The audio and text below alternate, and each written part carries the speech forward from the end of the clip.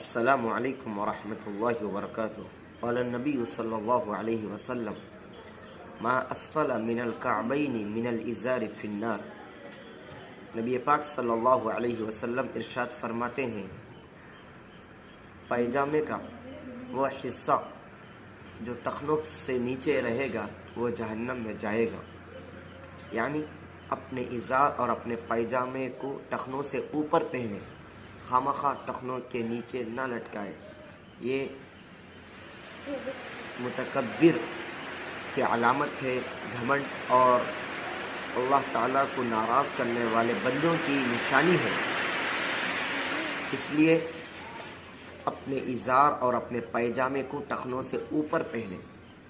دیکھیے حدیث شریف میں جو آیا ہے کہ وہ حصہ جہنم میں جلے گا، اس کا مطلب یہ نہیں ہے کہ اللہ تعالیٰ سب کے جو بندے ٹخنوں سے نیچے پہنتے تھے ان کے پیروں کو کاٹ کر جہنم میں ڈالے گا، اس کا مطلب یہ نہیں ہے، بلکہ پورا جسم جہنم میں جلے گا۔ صرف اس عضو کو خاص کر کے بتلائے ہیں کہ وہاں پر غفلت نہ برتے، اس عضو سے گناہ کا صدور نہ ہو۔